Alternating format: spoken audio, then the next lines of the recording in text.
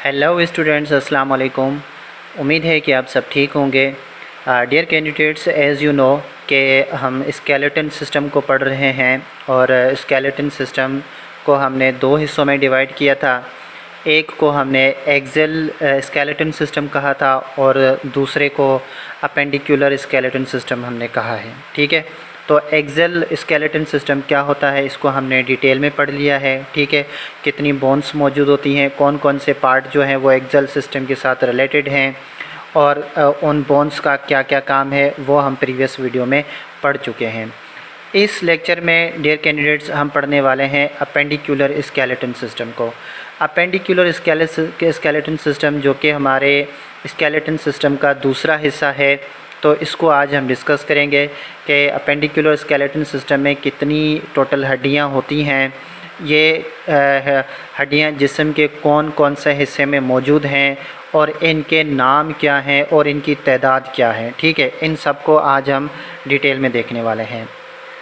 Dear candidates, जो appendicular skeleton system है इसमें टोटल जो है वो 126 बोन्स आती हैं। ठीक है, 126 बोन्स मिलकर अपेंडिकुलर स्केलेटन सिस्टम बनाते हैं।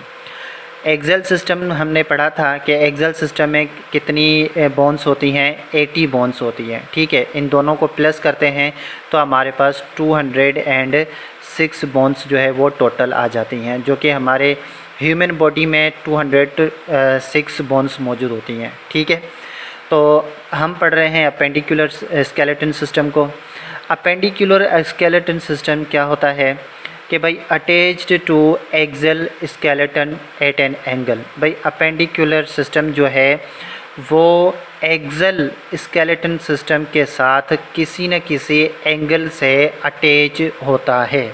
ठीक है, एट एन एंगल यानी कि किसी न किसी एंगल से ज़रूर अटैच होता है अपेंडिकुलर स्केलेटन सिस्टम। ऐसे नहीं है कि एक्सेल सिस्टम जो है वो अलग से है, अपेंडिकुलर अलग से है, नहीं, ये दोनों एक दूसरे से कनेक्ट हैं। इनकी कनेक्शन की वजह से हमारी बॉडी की जो सपोर्ट है, जो लोकोमोशन है, जो मूवमेंट है, जो प्रोटेक्शन है, वो जो है वो कायम दायम है।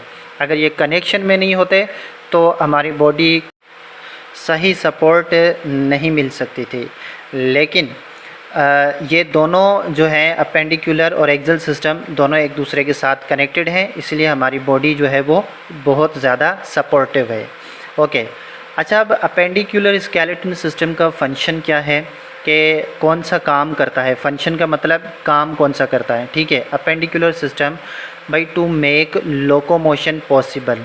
जो अपेंडिकुलर सिस्टम है ना, इसके स्केलेटन सिस्टम जो है ना, ये लोकोमोशन को पॉसिबल करता है। लोकोमोशन का मतलब क्या है, हरकत करना। ठीक है, ये हमारी बॉडी में जो मूवमेंट है ना, लोकोमोशन का मतलब होता है मूवमेंट, यानी कि जो हमारी बॉडी में मूवमेंट होती है, हरकत होती है, जो लचक होती है, इसको पॉसिबल बनाता है कौन, अपेंडिकुलर स्केलेटन सिस्टम जो है वो पॉसिबल करता है। ठीक है, अच्छा, और दूसरा क्या काम है इसका, and to protect the major organs of.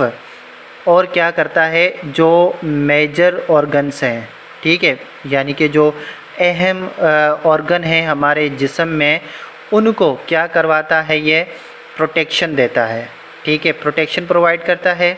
और प्रोटेक्शन के साथ साथ अच्छा, वो कौन कौन से जो ऑर्गन हैं जिनको ये प्रोटेक्शन प्रोवाइड करता है, जैसे locomotion, digestion, excretion and reproduction. ये जो भी मेजर ऑर्गन्स हैं, इन सब की प्रोटेक्शन किसके हाथ में है, अपेंडिकुलर स्केलेटन सिस्टम के हाथ में होती है। ठीक है, तो ये हमारे जो भी ये ऑर्गन्स हैं इनको ये प्रोटेक्शन प्रोवाइड करता है।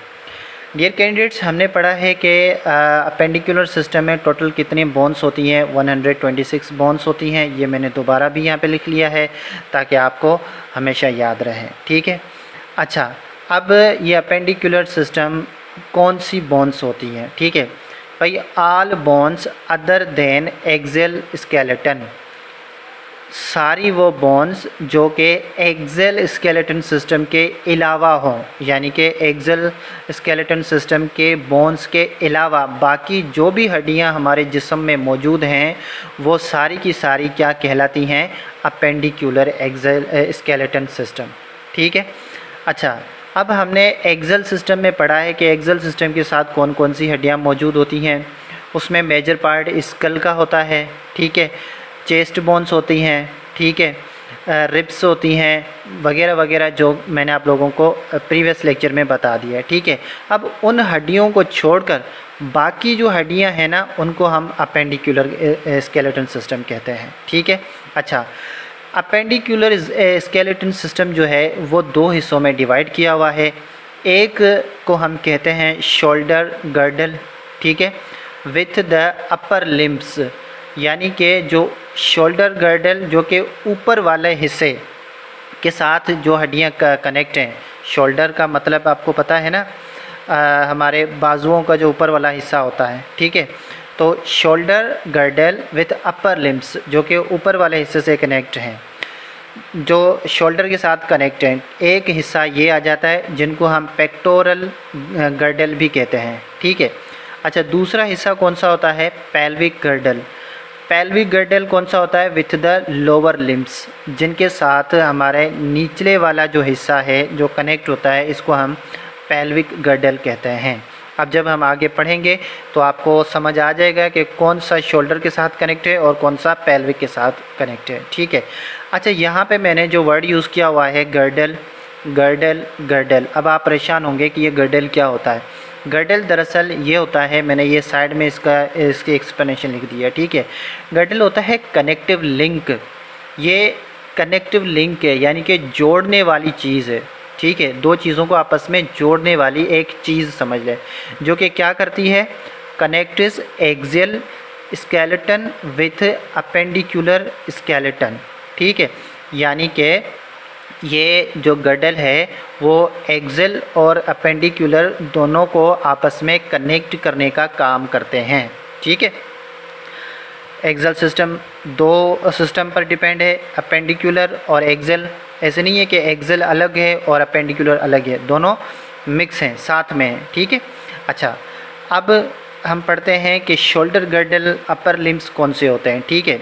यहाँ पे मैंने लिख लिए हैं बॉडी पार्ट और यहाँ पे मैंने लिख दिए हैं उन बोन्स के नाम जो कि हमारी उस बॉडी पार्ट के साथ रिलेटेड हैं। ठीक है। तो भाई शोल्डर, जिनको हम पेक्टोरल गर्डल भी कहते हैं, शोल्डर और पेक्टोरल गर्डल में कौन सी हड्डियाँ होती हैं? स्केपुला और क्लेविकल। ठीक है। स्केपुला और क्लेविकल, दो स्केपुला होती हैं और दो क्लेविकल होती हैं। टोटल कितनी हड्डियाँ होती हैं? 4 होती हैं। क्वेश्चन आ सकता है, the bones present in our shoulder are pectoral girdle is called dash. तो स्केपुला और क्लेविकल जो ऑप्शन होगा उस पर आपने टिक करना होगा। ठीक है। अच्छा, शोल्डर के बाद अब ये हम जो है ना अपर लिम्स पढ़ रहे हैं। ठीक है। फिर आता है अपर आर्म। अपर आर्म का मतलब क्या होता है? ये शोल्डर से फिर एल्बो तक जो हमारे बाजुओं का जो हिस्सा होता है, इसको हम बोलते हैं अपर आर्म। ठीक है। शोल्डर से लेकर एल्बो तक। अच्छा, इस हड्डी को हम क्या बोलते हैं? ह्यूमेरस। ठीक है। ह्यूमेरस बोलते हैं। और इनकी तादाद कितनी होती हैं? ये 2 हड्डियाँ होती हैं। ठीक है। अच्छा, उसके बाद है फोर आर्म। फोर आर्म हम किसको बोलते हैं? अब हमारी शोल्डर से लेकर हमारी रिस्ट तक, यानी कि हमारी जो कलाई है ना, ये कलाई जो नज़र आ रही है, यहाँ तक जो आर्म है, हमारा बाजू है, इसको हम बोलते हैं फोर आर्म। ठीक है। तो इस फोर आर्म में जो हड्डी मौजूद है, इसको हम क्या बोलते हैं? रेडियस अल्ना, जिसमें कितनी हड्डियाँ मौजूद हैं? 4 हड्डियाँ मौजूद हैं। ठीक है। अच्छा, फिर और नीचे आते हैं, फिर आती है हमारी रिस्ट। ठीक है। रिस्ट, जहाँ पर हम वॉच जो है वो बांधते हैं, या फिर कोई ब्रेसलेट वगैरह यहाँ पे बांधते हैं, तो ये रिस्ट होता है। ठीक है। अच्छा, रिस्ट में कौन सी हड्डी मौजूद होती है? कार्पल्स। और ये कितनी हड्डियाँ होती हैं? 16 हड्डियाँ होती हैं। हमारी रिस्ट में 16 हड्डियाँ मौजूद होती हैं। Remember this. ओके। अच्छा, रिस्ट के बाद जो है वो पाम आता है। पाम यानी कि हमारी हथेली। ठीक है। ये जो हमारी हथेली है ना, इस हथेली में टोटल कितनी हड्डियां मौजूद होती हैं और इनका नाम क्या है? इनका मेटाकार्पल्स नाम है और टोटल 10 हड्डियां मौजूद होती हैं इसमें, ठीक है। अच्छा, उसके बाद फिंगर्स का तो आपको पता है, ठीक है। फिंगर्स में कौन सी हड्डियां मौजूद होती हैं, उनका नाम क्या है? फैलेंजिस। और कितनी हड्डियां मौजूद होती हैं? 28 हड्डियां मौजूद होती हैं, ठीक है। 28 हड्डियां मौजूद होती हैं। तो ये हो गया हमारा शोल्डर गर्डल, यानी कि विथ द अपर लिम्स। ये जो हमारा अपर वाला लिम्स है उसके बारे में हमने बात कर ली, ठीक है। अच्छा, अब हम बात करेंगे हमारे लोअर लिम्स को, जिसको हम पेल्विक गर्डल कहते हैं, ठीक है। अच्छा, अब लोअर जो है इसमें क्या क्या आ जाता है? पहले तो हमारे हिप्स आ जाते हैं, ठीक है, जिसको हम पेल्विक गर्डल कहते हैं, ठीक है। अच्छा, इसमें सबसे पहले थिग आ जाती है ना, ये हमारी टांग के जो हिप्स, जो नीचे वाले हिस्से टांग का जो मोटा वाला हिस्सा होता है, इसको हम थिग बोलते हैं, ठीक है। अच्छा, इसमें जो हड्डी मौजूद होती है इसको हम क्या कहते हैं? फीमर कहते हैं, ठीक है, फीमर कहते हैं। और इसमें कितनी हड्डियां मौजूद होती हैं? 2 हड्डियां मौजूद होती हैं। इनको हम लॉन्गेस्ट बोन भी हम बोलते हैं, ठीक है। अच्छा, उसके बाद थिग के नीचे क्या आता है? नी, यानी कि हमारा घुटना। घुटने में कितनी हड्डियां मौजूद होती हैं और कौन सी होती हैं? भाई पटेला, आप बोल सकते हैं इनको पटेला। और कितनी हड्डियां होती हैं? 2 हड्डियां मौजूद होती हैं, ठीक है।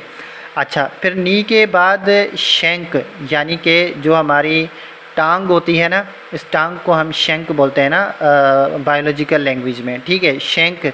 इसमें कौन सी हड्डी मौजूद होती है? तिबिया फिबोला, या तिबिया बोलें या फिबोला बोलें। और इसमें कितनी हड्डियां होती हैं?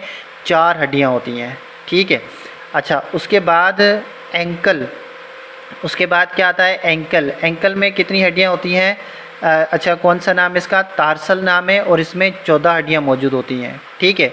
उसके बाद सोल में का नाम क्या है? मेटाटार्सल। और इसमें टार्सल और कितनी हड्डियां होती हैं? 10 हड्डियां होती हैं, ठीक है। उसके बाद टूज़ यानी कि उंगलियां, इसको हम फैलेंजिस कहते हैं। और 28 जो है इसमें हड्डियां होती हैं, ठीक है। तो ये एकदम से ये हड्डियां आपको याद नहीं होंगी। आपने क्या करना है? आपने पहले देखें, जो पैरों की उंगलियां हैं और हाथों की उंगलियां, इन दोनों को हम क्या बोलते हैं? फैलेंजिस।